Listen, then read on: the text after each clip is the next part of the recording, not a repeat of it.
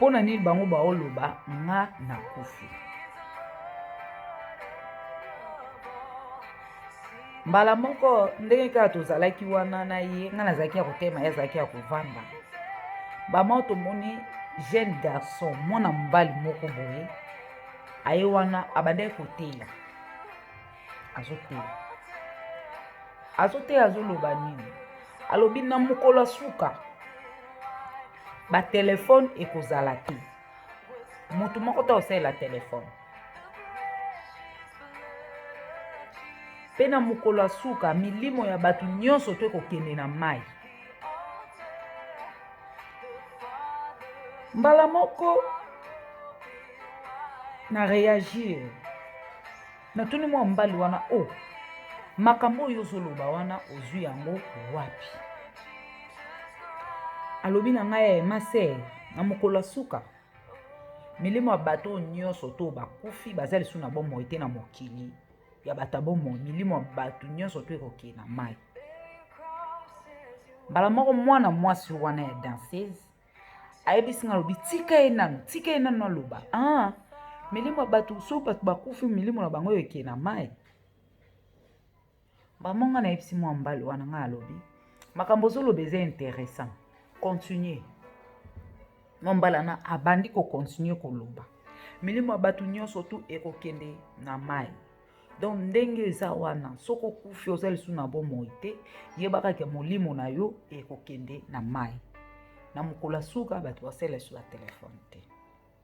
Balamonga nazwi maloba nayebisi mwa mbali wana nayebisi eza te ndenge yo ozoloba nayebisi eza ya solo. Na mokolo suka motu te osalela telefone ezala te mais na mokolo suka soki moto akufi milimo ya bato ekoki jamais kokende na mai.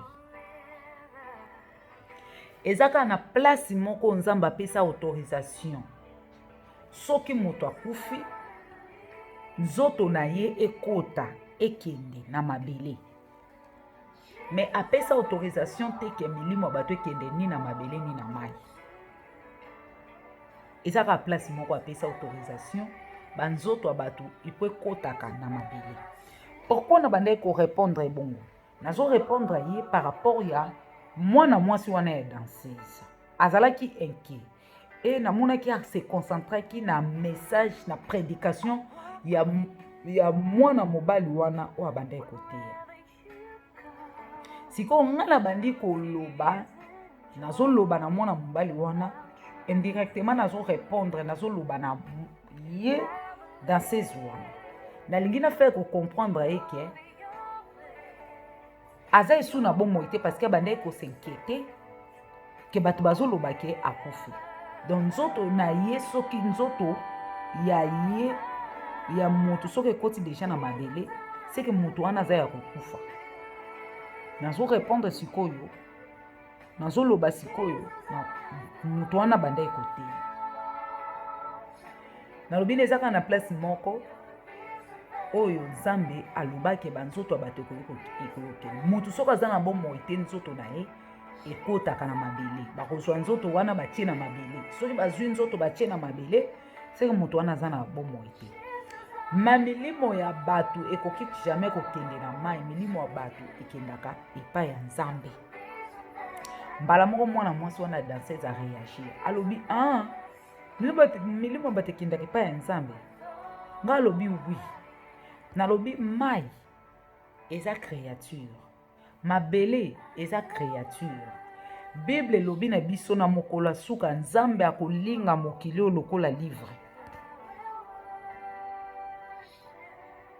Et comment nzambe akoki koloba ke milimo ya bato ekende na mai.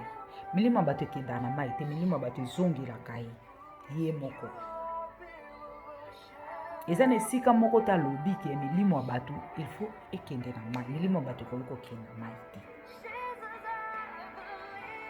Mbala mwa mwasi wana ya danseuse ntango nga nalobi bongo nakomi na nga nalongwa wana nabanda na nga kokende. Ntango nalingi nakende mwa mwasi wana ya danseuse akangi nga na elamba asimbi nga na nsima elamba bendi nga azongisinga na nsima ayebisinga te kokende te yaka kokende te yaka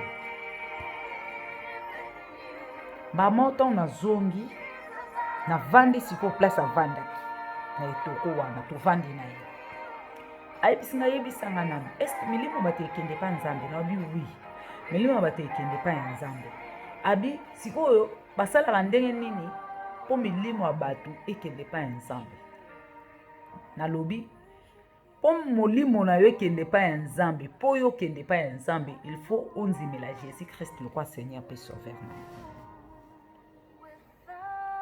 il faut nzimela jésus christ lokwa seigneur mpe sauveur no mpo molimo na okende pa nzambe atuni nga alobi jésus christ nde nani nga nayebi jésus christ te nga nayebi nzambe nayebi jésus christ te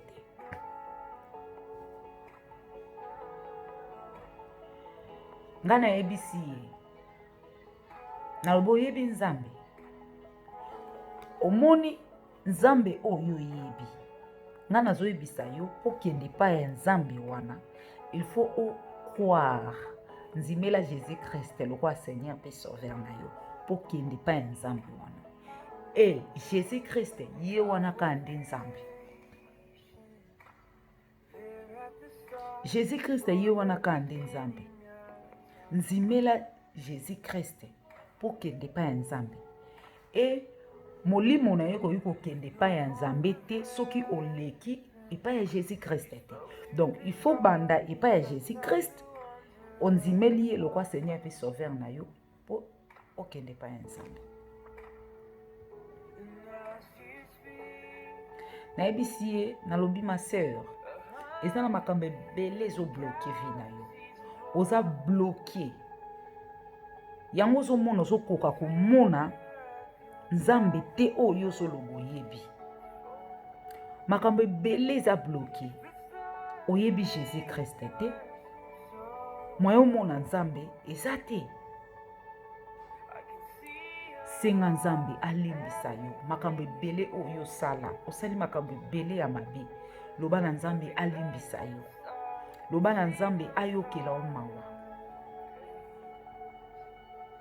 senga makila ya jésus christ epetola yo alobi makila nalobi bongo ntango yo natuni eske opriaka alobi wi napriaka nabondela nzambe naloba na nzambe nzambe sukolanga na makila na yo nga nalobi ezaka na makila oyo esopana makila ya moto moko esopana mpona kolongola mabe na biso basuluki makila ya jésus christ oza na posséder mosusu te eza kaka kokroire na jésus christ koimplore miséricorde na ye alimbisa yo apetolo na makila na ye soki okomi peto okomi propre na makila na ye soki ya petoli yo nde kosalaki omona nzambe oyo ozoloba oyebi wana ozala propre na présence na yo parce que soki oza propre te osukolami te na makila ya jésus christ okomona nzambe te nzambe akoka osupporte bato baza salite te yango ozomona ye te mpo oza salite nayebisi omoni ntango kokende kolala loba na nzambe alimbisa yo senga makila ya jésus christ epetola yo epérifie yo mpe loba na nzambe atika yo te loba na jésus christ kotikanga te nazala esusel te loba naza na besoin na yo nazala sel te susi na nge ezalaki ke mwana mwasi wana donc ndenge abandaki kobima abimi boye esprit na ye ebimi mposa na nge ezalaki abaluka te molimo na etelengana te ndenge ezotelengana wana mposa na nge ezalaki nzambe arécupere molimo na ye donc ye na motu na ye azalaki na motu na abandaki koyeba ke azovivre mais azocomprendre te pourquoi bato baoyoka ye te bato baomona ye te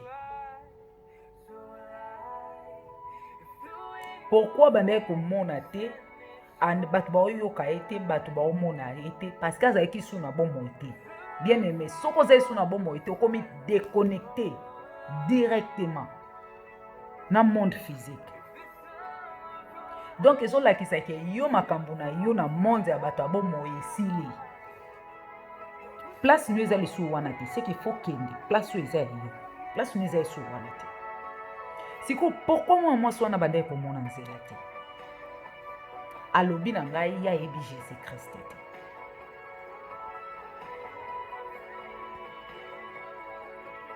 Eza pasi bien aimé. Nde esika nayaki kosutuka. Na sutuki mbala moko bona moni na tali air 9h. Na lamuki na basensation na ke na oti kosulula na moto na nzoto na ngai. Na binzambe o nini ozoloba na ngai.